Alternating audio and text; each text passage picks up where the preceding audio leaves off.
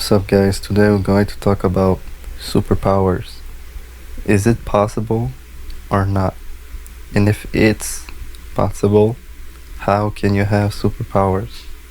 Yeah, basically, what I'm going to do is to react to this video. This video doesn't really explain everything, so I'm going to add some things that the video doesn't explain so you can understand how superpowers are it's possible to have superpowers. Alright, so in this video you basically explain how water bending could be possible and how you could master the elements of nature. So let's get to it. Lot of information about elemental bending, and water gets some of the most solid evidence. For instance, the show establishes early on that celestial forces have a huge impact on bending ability, especially when it comes to water and firebenders. We learned early in the series that firebenders have been able to overpower all the other nations because they siphoned power. So, like he explained, the sun and the moon have an impact on how people can use the elements. It's basically like astrology and shit, because all the planets and moon, sun have an impact on us because it has an impact on the planet.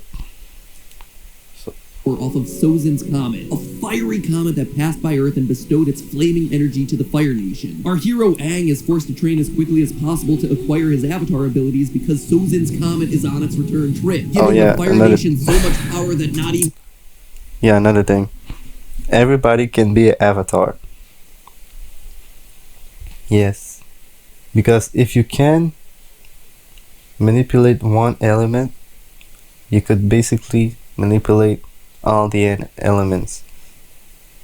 When I was watching the show, I thought that they were going to say, oh, everybody can be an avatar, but I guess they didn't. Even the avatar will be able to stop them. Similarly, for the water tribe, we learned that their powers are strongest during a full moon. The waterbenders draw their power from the moon, and it is nearly full tonight. With Katara specifically noting that waterbender powers are strongest at night. I've always noticed my waterbending is stronger at night. We also learned that eclipses have the opposite effect on benders. Firebenders and waterbenders both completely lose their abilities when the sun or moon are respectively eclipsed. Just this information alone gives us key intel about the underlying science behind bending. For firebenders, it would seem like solar radiation is playing a key role in their powers, since they lose those powers when it's blocked. But again, that's a theory for another day. For waterbenders, a lunar eclipse is going to block their powers entirely.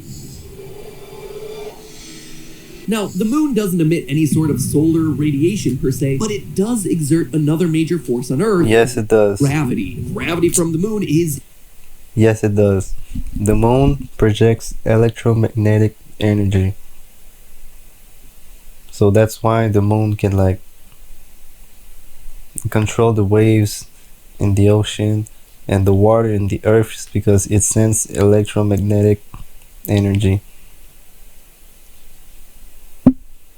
In fact, what makes all water on Earth bend in the first place, in the form of ocean tides and currents, all caused by water sloshing around on the face of the Earth. It's pulled, literally bent outward by the gravity of the moon on one side, and then sloshes back on the far side of the Earth, effectively creating these bulges on... Gravity doesn't exist. Gravity is just magnetism. So when people are talking about gravity, it's just magnetism. The reason why everything has an electromagnetic field. So the reason why you don't float in the air is because your magnetic pole is the opposite of the pole of the earth. That's why it's like you always... Gravity, quote unquote, pulls you down, but it's not gravity, it's just magnetism.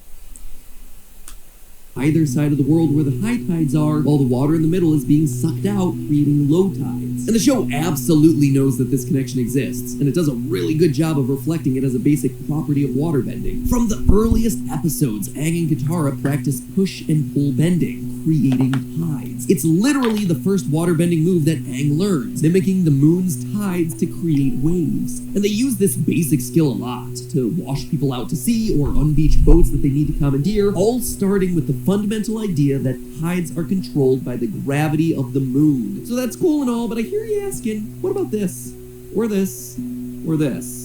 Well, as good of a start as gravity is, we know that things are going to start to get a bit more complicated as we dip our toes into advanced water bending. From the water whip, water shield, ice bullet, and good old puddle to the face. This level of precision makes our gravity explanation feel a bit laughable. I laugh at gravity all the time. Gravity. So scientifically, there has to be something else layered on here that's going to allow benders to control water more directly. The good news for all us aspiring avatars is that it's theoretically possible to bend water. Not with Tai Chi or hand waving or various stances, but with... Well,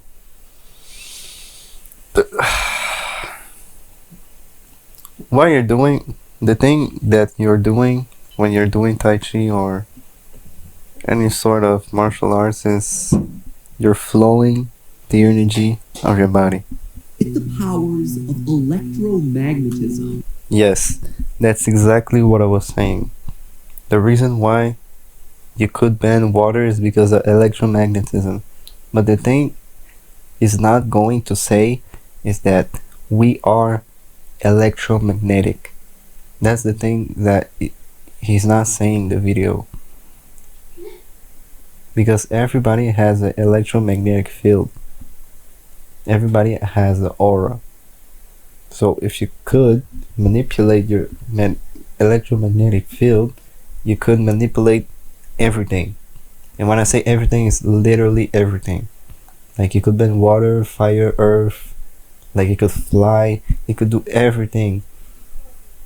Now, most of us are generally aware that water is electrically conductive, but not necessarily for the reasons that we expect. It's not the water itself that's electrically conductive, it's actually the salts that exist within the water. Regardless, though, it's the reason that you don't go swimming in a lightning storm or do your hair in a bathtub. It's because the salts within the water are superconductive, and lightning, or electricity flowing from your wall socket, loves to run through it, and as a result will also run through you if you happen to be swimming in it. But electrically charging that water isn't going to do anything to make it move, just makes it more dangerous. That's why bending also requires the magnet part of electromagnetism. If someone were to ask you if water is magnetic, most of us would say no, right? Doesn't contain any sort of iron or metal, doesn't really seem to do anything when I wave my magnet at it, but that's not entirely correct. The truth is that water is actually diamagnetic, meaning that any magnetic field, whether positively or negatively charged, is actually gonna repel water. So if you put a magnet near some water, you'll see the water is being very slightly bent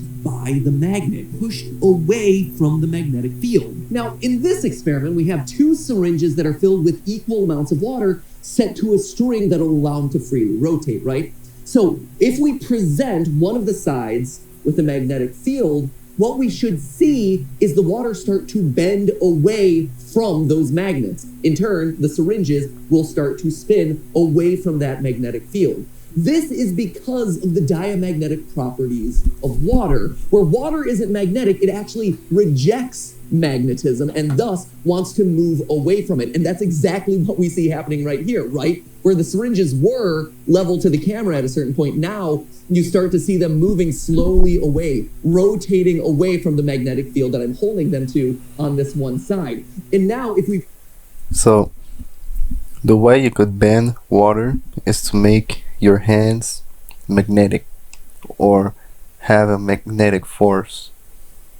Present it in the opposite direction, you can see that now the syringes are moving the opposite way. This is to prove that it is indeed the magnetic field that's causing this rotation and nothing else. This is quite literally water bending at a microscopic level, where the magnetic fields are pushing the atoms of the water away in the syringe. So Theoretically speaking, a waterbender could do the exact same thing. By creating electromagnetic fields that are strong enough, they can actually push the water away from themselves, creating all the really cool, awesome moves that they see them do in the show. Science and magic and bending. Now, if you're a physicist, this explanation is going to be pretty simplistic. But for our purposes, it actually explains a lot of things that we see play out in the series. Waterbenders rarely touch the water as they're bending it, which makes sense because the water is always being repelled from them. And the intricate curves and shapes that you see them making are coming from the electrical field that's applied to the water. Water molecules generally have a small negative electric charge. So by creating small electrical fields that are also negative, because like charges repel each other, waterbenders could theoretically redirect the flow of the water midstream. So electromagnetic manipulation explains a lot of waterbending techniques, but it still leaves us with one big missing piece that I can't just make melt away: phase shifts. The most advanced waterbending techniques involve significant phase shifting between water's states of matter, particularly liquid and solid, ice to water and vice versa. The ice sled, the ice ramp, daggers, drills, even mist stepping, which involves stepping on tiny little ice rods. They are all valid techniques of waterbenders, not purely explained by electromagnetic fields. Or are they? The techniques that we've covered involve manipulating the motion of large groups of water molecules, puddles, lakes, motion waves. But what if we wanted to manipulate motion on a smaller scale? In chemistry and physics, you learn about thermodynamics, and you find out that on the molecular scale, the idea of temperature is really a measure of motion. Molecules are moving fast? Well, we perceive that as hot. That bowl of soup you got there is no different chemically whether it's hot or cold. It's just that the molecules in your hot soup are moving a lot, and in your cold soup, they're just kinda sluggish. The same goes with ice and water. Liquid water molecules move and flow and wiggle and have a good old water molecule time, but ice molecules are locked together in a crystal lattice structure, just like you see in snowflakes. There's still a tiny bit of movement there, like they can kind of wiggle around in their framework, but the motion is much less than in a liquid or gas phase. We know that advanced waterbenders have the ability to turn water from liquid to ice, so what are they really doing in those instances? Well, at a super small scale, they're manipulating water molecules to slow their individual movement, or in physics terms, their kinetic energy. As they lose movement, they lose energy, becoming colder. If the bender is able to slow down the individual molecules enough, they'll start to lock together into that crystal structure we call ice. The key is the use of those same electromagnetic fields to slow the movement of individual molecules, to lock them in place. So there you have it. If we want to be waterbenders, all that's really standing in our way is the ability to create concentrated magnetic fields at will by waving our arms around. Like I said, if you can control your electromagnetic energy and the electromagnetic energy of water, you could basically do that with everything, because everything has an electromagnetic field. So yeah, if you don't believe in energy and that we as human beings, we have energy, the electromagnetic field explain this. So I will just say EMF. So your EMF is impacted by frequencies and vibrations. So in your brain, everything is brainwave. It's just frequency. It's just a vibration. So that's why when you're listening to music, dependently on the frequency, it will affect your emotions. All your emotion is emotions, is energy and motion. It's a way that your energy moves, basically, because your magnetic field is always moving. So that's the Hawking skills. It basically explains how being on a feeling negative emotions puts you in a weak frequency, and being on the high vibration, just vibration is just emotions, like it's the same thing. So if you're happy, you're vibrating on the high frequency. If you're afraid, or angry, you're vibrating on a low frequency.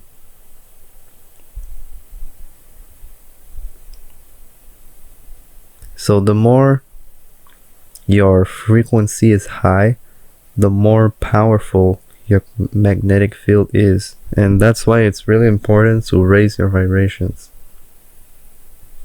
And how do you raise your vibration? Is just as simple as do what makes you happy and peaceful. That's it. Another thing that will help is to activate your DNA. I already did a video on this, but to activate your DNA, you basically have to eat high vibrational foods.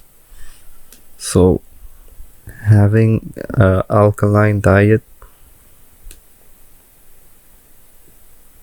Yeah. You see, the common theme here, a rainbow, right? It's the same thing, bro. So if you eat acidic foods, it's going to lower your vibration. And if you balance your chakras, if you eat alkaline foods, it will help you balance all your chakras. Another thing you can do is be in the sun. Spend time under the sun, because the sun sends you gamma radiation, and gamma radiation is like one of the most powerful radiations, and it sends you plasma energy. So let's say you do all of this, right? You balance your chakras, you spend time in the sun, you're vibrating on the high frequency. But how do you manipulate your energy? Tai Chi. That's exactly what they are doing in the show. Like Katara, the reason why she can bend water is because she's doing Tai Chi. Bro, I'm not saying if you do Tai Chi you can bend water, but like the thing is your magnetic field has to be super powerful.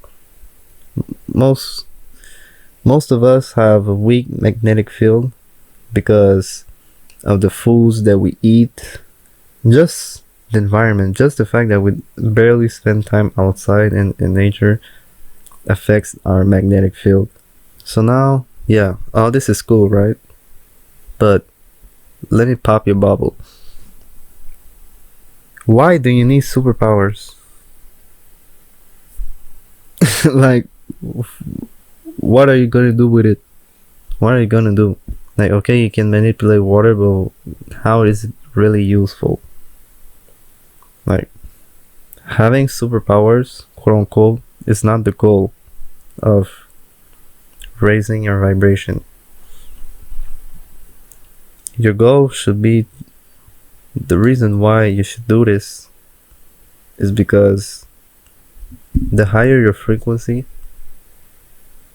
the more chance you have to ascend to to a higher dimension when you die. So yes, there is an afterlife. You don't reincarnate or just like fade out in darkness or whatever. There's life after death. Like, think about it.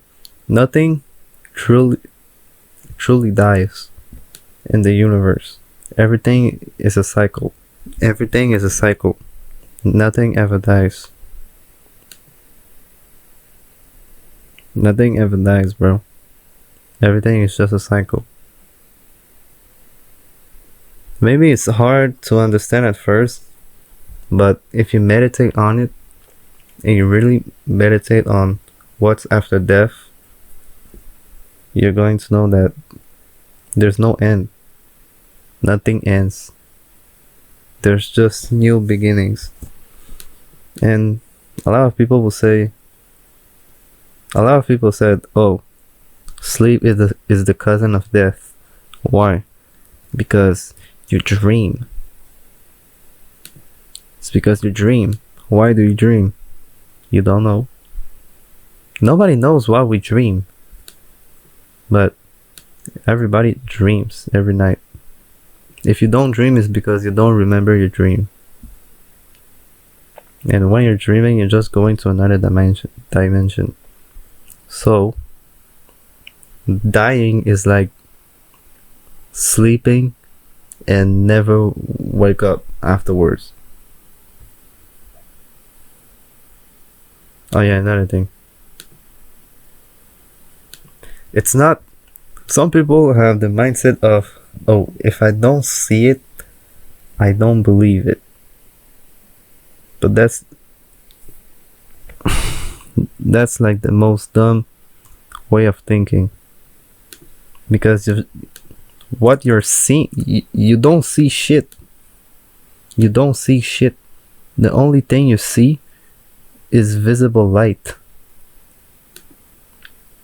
So, if there's no light, you don't see nothing. That's what it means. The only thing you see is visible light. So let me give you... You can smell more that you see. You can hear more than you see.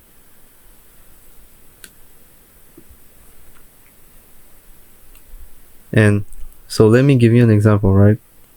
Do you see the wind? No. But you know that shit exists, right? Because you can feel it. Or another thing. Can you see a Wi-Fi? No. But you know that shit exists. It's invisible in the human eye, but it still exists. It's not because you can't see nothing, you can't see it, that it doesn't exist. That's just a stupid way of thinking. Everything I just explained to you was just on a surface level. I'm not a scientist. Like, I'm just a guy who does his research. Alright? And yeah, basically, if you want to be on a higher frequency, all you have to do is to eat alkaline foods, do what makes you happy, balance your chakras. And other things you can do is to invest in organ pyramids, buy crystals. Because yes, like I said, everything has an electromagnetic field. So every crystal, even rocks, have an electromagnetic field. Everything is energy. Bro, even Nikola Tesla said everything is energy, frequency, and vibration. Like, there's nothing has nothing. Nothing is dead. Let me give you an example. So, you see this? You might say, oh, it's just like a pyramids made with rocks and me. But on a microscopic level, that shit is made of atoms. And atoms is matter. Everything that has atoms in it has matter. And atoms, everything that is made with atoms is basically like everything that is tangible, that you can touch. Alright? And everything that you can touch has a electromagnetic field because it's made with atoms. So everything is energy. So yeah, invest in crystals, organ pyramids, and yeah, those pyramids are not just a pile of rocks in a triangle shape. Like, that shit is a portal. That's why the pyramids of Egypt are aligned with the Sirius stars, because it's a portal to the Sirius star system. And a pyramid is like one of the most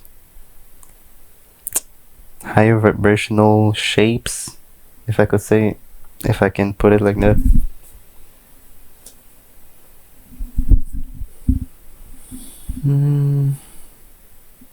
And yeah, another thing you can invest in is Monoatomic Gold, or Ormus. It boosts your aura, it makes you more magnetic. Gold is one of the most powerful thing you can ingest. Monoatomic gold is not like this type of gold. It's the white powder of gold.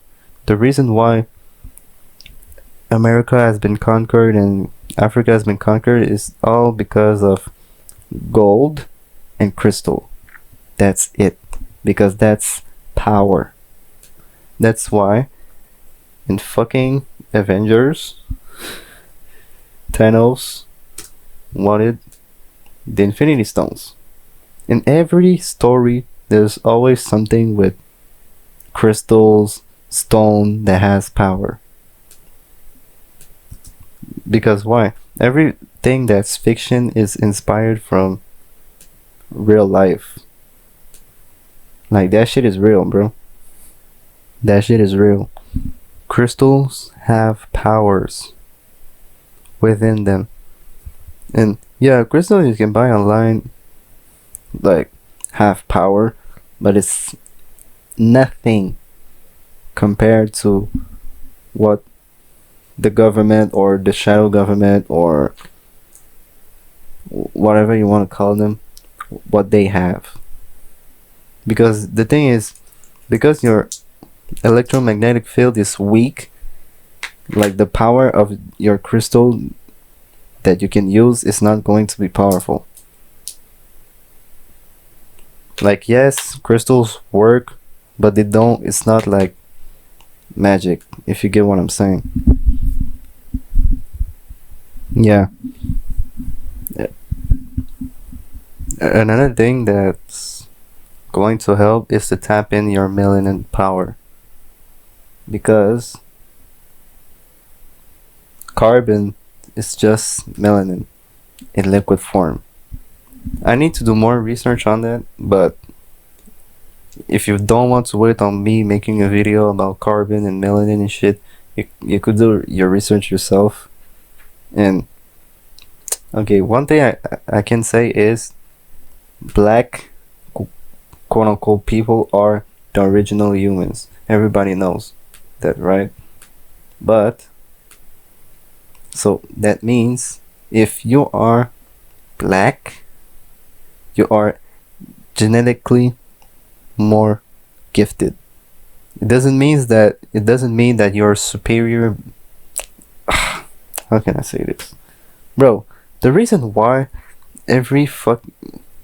the best athletes in fast twitching muscle sport are good is because they're black. They're black, bro. Like every athlete that I won't say every athlete, but the top 10 best players in the NFL, NBA, or boxing, like, bro, Michael Jordan, LeBron James, Muhammad Ali, Mike Tyson, Usain Bolt.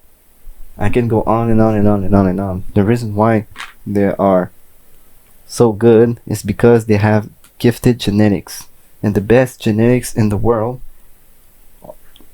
are from Africa, because they were the original humans. To be a human, you have to have some kind of melanin or black people African DNA.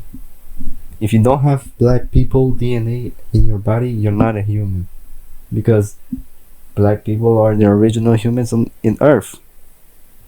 That's it. If you don't have melanin in you, even if you're white or look white, you still have some black DNA. Because if you don't have black DNA, you're not a human. Because how can you be a human if the first human were black people? It doesn't make sense. Yeah, honestly, I could go in the rabbit hole on the origins of humans and white people, black people, racism, but today I'll not talk about that. So, if you want to learn more about the origins of humans, you can just watch YouTube videos on YouTube, and some guys will explain it. there's a lot of people that made videos on the origin of humans, aliens, Anunnakis, gods, whatever. So do your research, alright?